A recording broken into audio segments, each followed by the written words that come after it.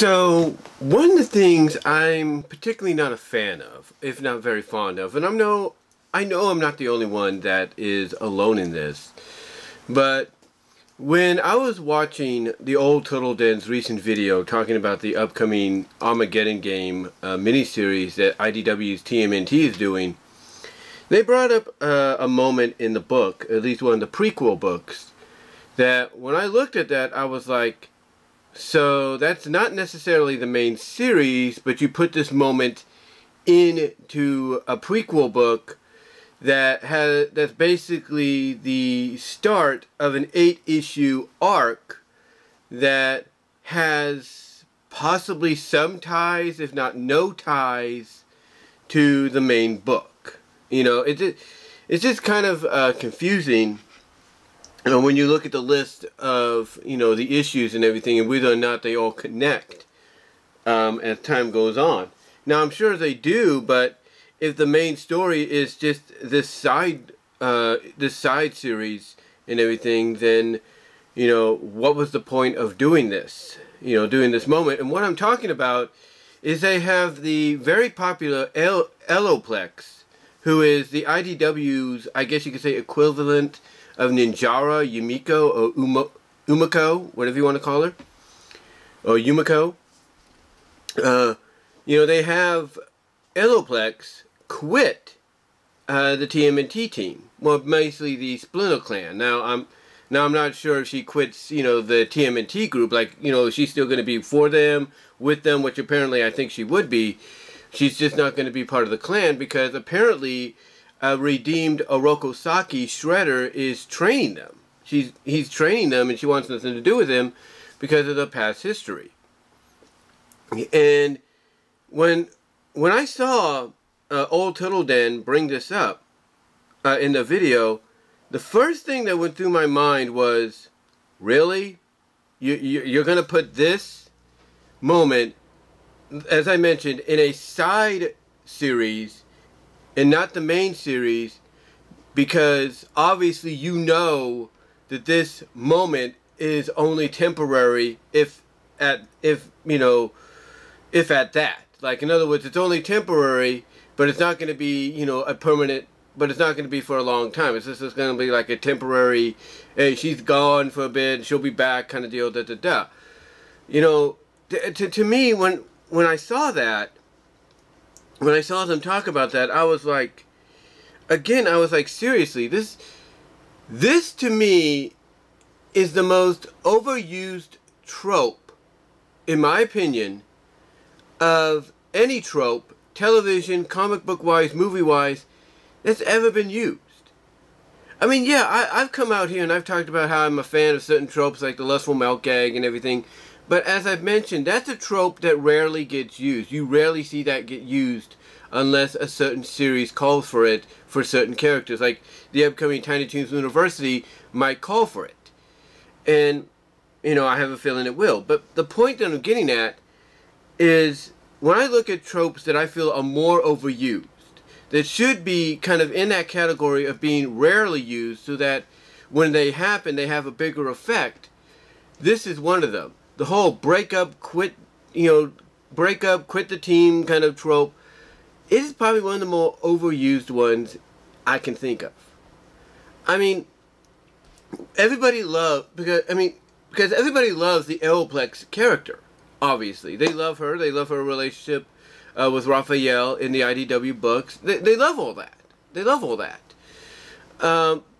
So, to have her quit the team over a disagreement, over something that just might be temporary, is stupid.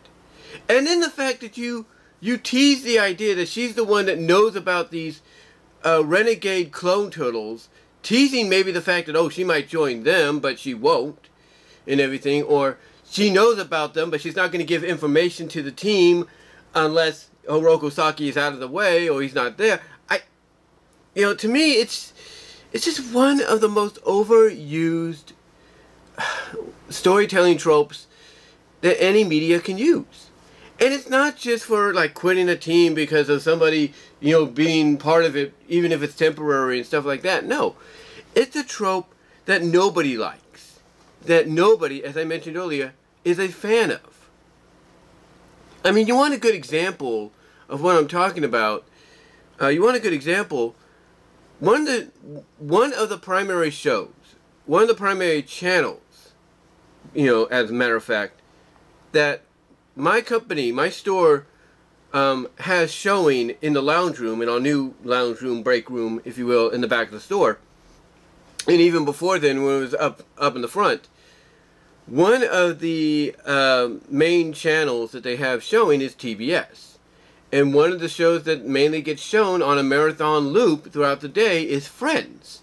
Now, I can understand Friends is a very popular series even to this day. You know, everybody loves Friends. You know, they probably wanted to come back in some capacity. Everybody was looking forward, and I think, you know, enjoyed the Friends reunion if they did do it. I think they did it. I'm not really sure. But the point is, there was a moment in this series. There was a moment in this series that when it happened, many fans were pissed. They were not happy with the decision. Obviously, the producers, directors, and writers knew they weren't happy. And over time, they finally were able to fix it. I don't know if it was towards the end of the series or, you know, kind of towards the end, like in the second to last season. I don't know. Third to last season. I don't know. But yeah, they fixed it.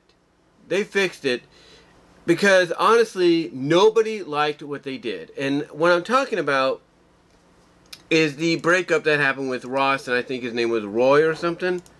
Let me see something here. I know I looked it up on my phone, so it should come up.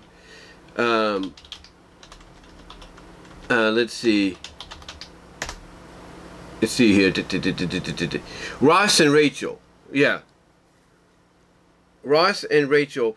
Basically, nobody enjoyed that. In fact, Uprocks has a ranking system here. And let's see. And it's a big ranking. It is a big ranking. And let's see. Here it is.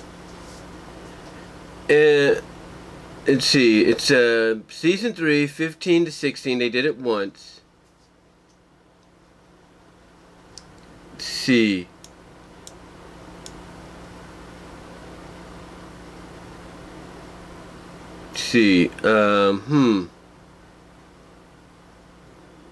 I know they did it before.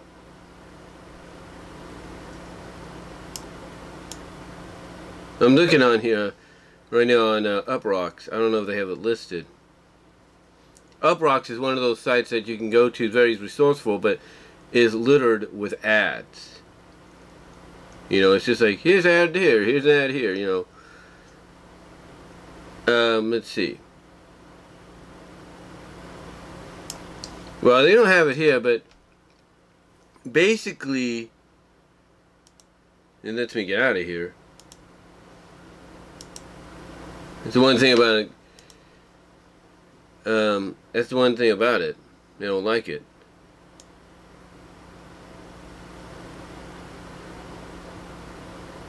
Okay. Let's see. This is a top 10.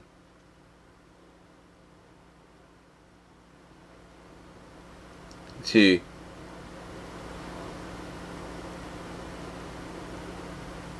Okay, here it is. It's season 3, episode 15. The one where Ross and Rachel take a break.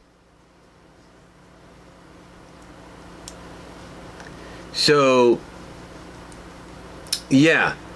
That one, and it says the morning after season.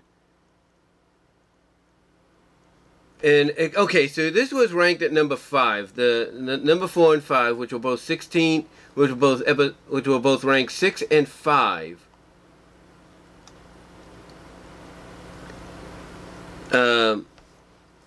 You know, 6 and 5 and 4. it basically takes up about a lot of them.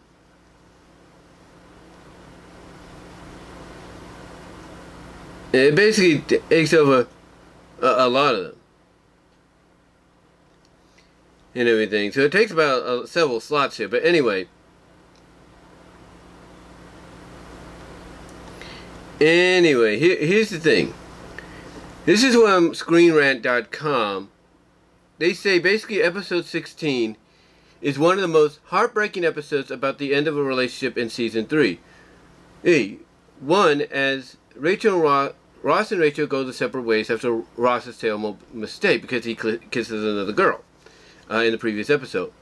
It says, fans feel the tension of this episode all over again when remembering how the characters cry, and Ross says it's impossible to think he can move on from Rachel. He feels inevitable that the two split up, as Rachel has every right to feel horrible about what Ross did, but it's still hard to look back on. And that's the thing. That's the thing. People did not like that series. They did not like that series, but they did not like those episodes. They didn't. They didn't like that at all. And I don't know if they got back together or not, but the point is, you know, yeah, they get back together in season 10. You know, in season 10. So 7 seasons they had to wait. And for 7 seasons, fans basically made it clear, yeah, you could make these two look like they're not going to be together again. You could do this, you could do that. But you made a big mistake. And obviously, whoever the writing team was in season 10, they're like, you know what? The fans are right. We made a mistake. They're getting back together. And the rest is history. The rest is history. But the point that I'm getting at, is, you know, this is an example of the fact that, you know, yeah, it was a long time. Yeah, it was like 7 seasons, if you will, 6.5 seasons. Don't get me wrong. You know, till they finally got back together. But again, the point is they didn't have to drag it out that long. And the point is it didn't need to be done that way because they knew fans would hate it. They knew fans would hate it. Period.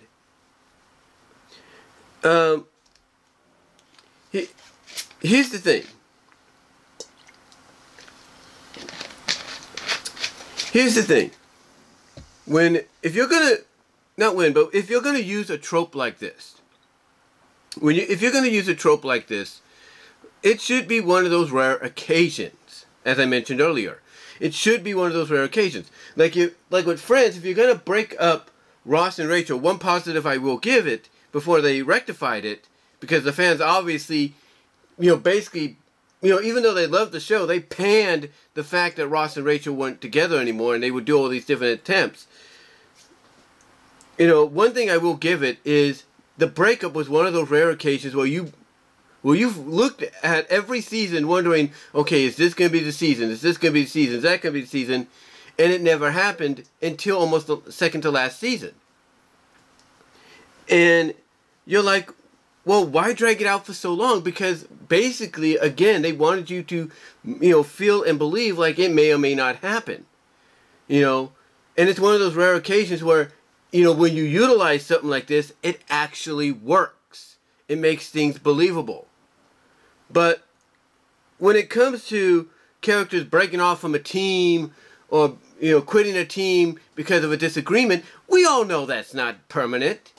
Yeah, you may have them go off and do their own thing again, maybe make wrong choices and all that for a bit, and before somebody or something talks sense to them, be like, hey, I know you don't trust this person, or I know you don't like this direction, but this is what we got to do. And that brings them back. Fine. That's fine, but still, it is one of the most overused tropes, and probably one of the most unpopular overused tropes, you know, in media. Because again, we saw the effect people felt, or saw the reaction fans of Friends felt with the Ross Rachel deal. We see, you know, what's going on with Aeoplex. We know that's not a temporary deal, okay?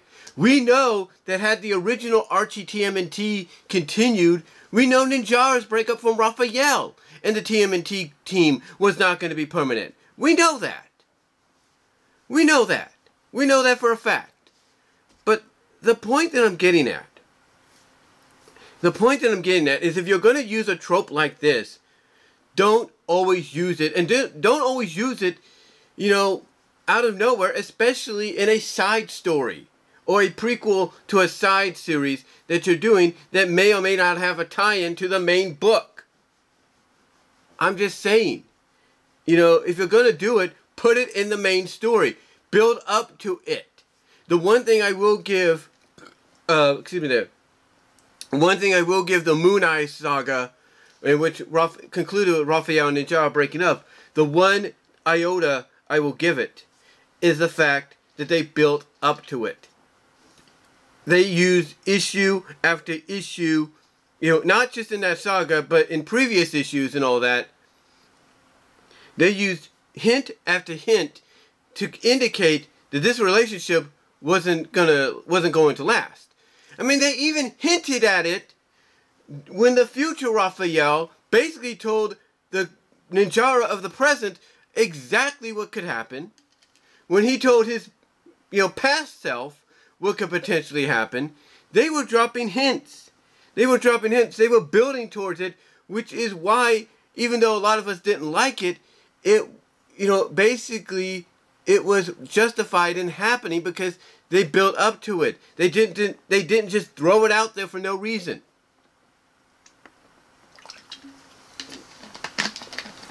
You know, they didn't just throw it out there for no reason.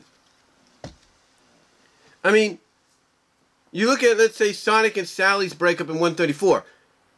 The less said about that, the better, but one little detail that some of us miss out on is the fact that she, and it's hinted at for a few issues, that even when he comes back from the dead, basically from space, and a whole year has passed on Mobius, you know, instead of a few weeks like he thought it did, you know, Sally tries to play it off like, oh, you know, I've always known you were going to come back.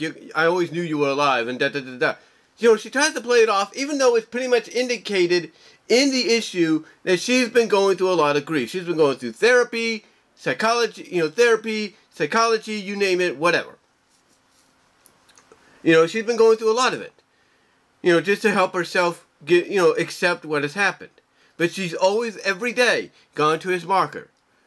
So, that right there pretty much hinted that something was going to happen. And when you have Sonic go back into the battlefield after being gone for about a year, you know, with everybody, including the love of his life, thinking he's dead, you know, who basically is her royal consort, basically her fiancé, you know, witnessing him and her friends and all that battling on screen, you know, this new robot called Mecha, this female robot named Mecha, going through all this and then getting traumatized because she can't see Sonic getting hurt and nearly dying again.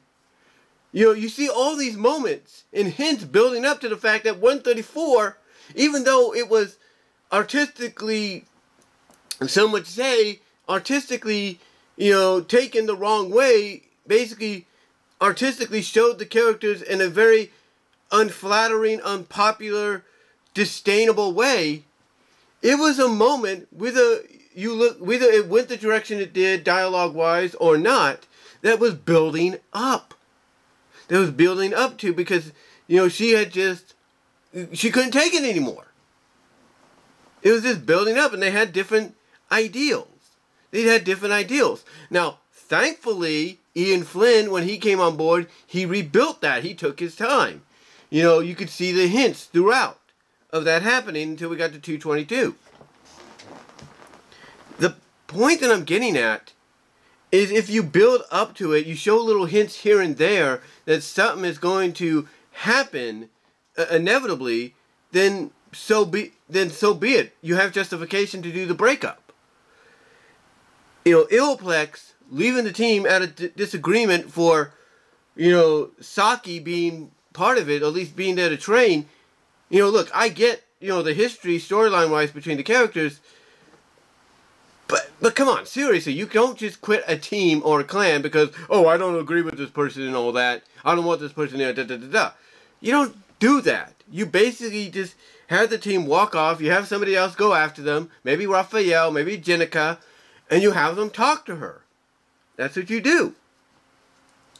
And again, most importantly, you don't pull this kind of stunt in a side story, a prelude of a side story, a side series, that may or may not have a connection to the main book. You know, when the Ross and Rachel thing happened in Friends, yeah, that came out of nowhere, but even though I wasn't the biggest Friends fan or watcher at the time, I know my family was, my mom was, my sisters were. You know, if there's one thing I think we can all kind of agree on, looking up, you know, the history, is at least they built to that moment.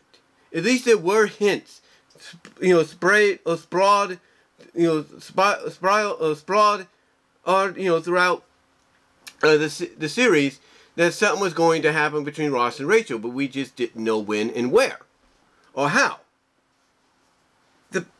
The point that I'm getting at is when you build up to it, and you know that it hasn't really been used that much at all in the medium that you're presenting it in, then that's fine, because then the payoff is justified.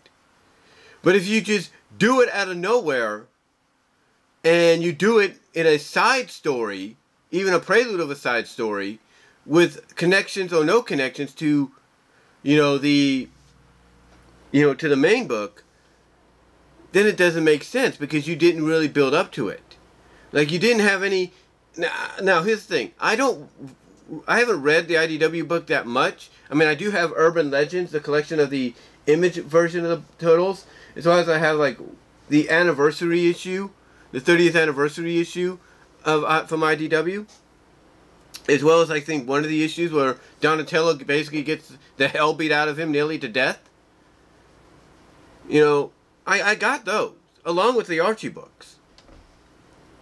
Along with the Archie books and everything, I have all those. So I have an idea, somewhat, you know, of what, you know, is going on with the characters. But never once have I heard of, you know, there being any kind of hint of disagreement between Aeoplex and the Turtles, or Aeoplex, you know, and Raphael, or whatever, until now. You know, so to me, this thing with Aeoplex in the IDW Armageddon prequel, you know, series, it doesn't make sense. If you're gonna break her off from the team, save it for the main book. Save it for the main book. Now, I know some of you might say, well, that's what they did. Really? Okay, fine.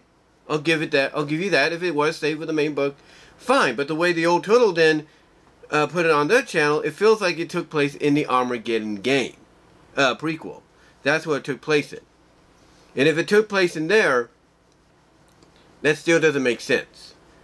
You know, I'll accept if it did take place in the main series. I do accept that. But even still, it wasn't built up to. It just happened. So, it doesn't make any sense. Because we know that people love Aeoplex. The writers know people love Aeoplex, and they know she's going to be back. She knows that she's still going to be on the side of the Turtles, and she may reluctantly work with Saki just because, oh, okay, fine, he's proven himself not to be, you know, who he was before. But the point that I'm getting at is it feels like it came out of nowhere, in my opinion. Unlike the other examples I just gave you, where they were built up and somewhat justified, this felt like it came out of nowhere. And it's because of things like this. It's because of things like this that fans look at this trope, this break up, quit the team trope, as one of the more unpopular tropes, you know, in history, and sometimes one of the more utilized tropes, period, or overused tropes, period. You know, whether it's in comics, movies, shows, whatever, it is the most overused. Now you might say, not really, and you might be right to an extent, but still, it is one of the more overused. But if it's used correctly, and you're given hints to build up to that moment, and you hold off on maybe a reunion, you know, between the characters, that's fine. That's okay. I have no problem with that. But again, the one thing that makes the lustful milk gag a very popular trope, you know, with fans like me and others. And why fans like me like to use it in stories or in our own little animations and stuff. It's because it's a rare trope that gets utilized once in a while. It doesn't get overused. This kind of a trope does. Which is why, especially if it gets thrown, just right smack out of nowhere into a story. With a character. A character that you're trying to basically say, she is changed, she has redeemed. It doesn't make sense. It doesn't work. If you build up to that moment, yeah. With hints and everything, yeah, it'll work. It's justified. Whether it's in a main story or even a side story. But in this case, it wasn't. In the other examples I gave, yeah, fans were not happy about them. They were not happy about the Ross and Rachel deal. They weren't happy with Sonic and Sally. You name it, they weren't happy. Why? Because of the fact that even though you hinted at something happening, the breakups were not needed. And they were not needed for the length that they were. And when you compare, the justification of it happening because you build up to it, and all that, that's one thing. But having it go for as long as you did, that's not justified. Because you could easily fix it like that. You could easily fix it like that. And that's what's crazy about this one. Because of the fact that it happened out of nowhere, everybody knows it's going to be fixed like that. Everybody already knows that. They know it's going to happen very soon. The point that I'm getting at is if you're going to use this, if you're going to use it and justify a breakup or quitting of a team, whether it's temporary or not, justify it by building up to it. Throw the hints out there that you need to throw, with moments and stuff, subtle hints, whatever, Easter eggs, to justify the breakup happening. So that when we see it coming, we won't be like, man, that just came out of nowhere. Justify it. Even if, justify it as well as give a hint, Easter egg, whatever, that the breakup, the quitting of the team, whatever, is only temporary and for a very, very short time. Because we now live, as some people like to always say, in a time frame where everybody has a short amount of attention span. So, if you're going to take a character like Aeoplex and have her quit the Splinter clan, not necessarily the TMNT group, then guess what? Give them the hint that she'll be back. And sooner rather than later. That's how I look at it. Don't drag it out for so long and everything until almost the last season of a book, or particularly what many consider like the last hurrah for a relationship before, all hell broke loose in a comic. Do,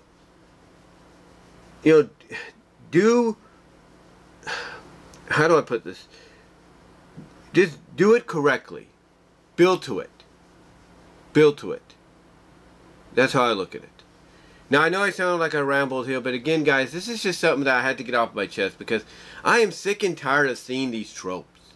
Tropes, this kind of a trope, I should say, being utilized a lot. Now, again, like I said, I know some of you would say it's not, but when I look at it, it is. It is probably the dumbest, most predictable trope used. It is. It is the dumbest, most predictable trope used anywhere. Because the breakup's not going to last long. The quitting of the team's not going to last long. You might have the character do this and that, as I mentioned earlier. But it's only a temporary deal. And they're going to get back together. This is dumb, in my opinion. These kind of decisions are dumb unless you can justify it by building towards it. And if you are going to rectify it, then you justify it by throwing out hints and Easter eggs afterwards that, yeah, this is going to be rectified, it's going to be fixed, and this character is coming back, or this couple's getting back together. You do that. And guess what? When that moment happens, later on, at least people will know that you built to it, and you had the hints thrown out there, here and there, that it was going to happen. Don't do something like this, just out of nowhere, and in a side story, potentially, a side series, prequel, as it is, don't throw it just out of nowhere. If you're going to do it in the main book. Do it in the main book, and it will be more justified, in my opinion. And build towards it. build towards it. But I just wanted to get that off my chest, guys. I know I sounded like I rambled, but again, this is probably the stupidest, most overused trope out there, even though it may not seem like it to people, but it is one of the stupidest, most overused, predictable tropes out there, especially when it just comes out of nowhere. But let me know what your thoughts are. Comment down below, live chat during the premiere. Love to hear from each and every one of you on this. And until next time, guys, I'm out.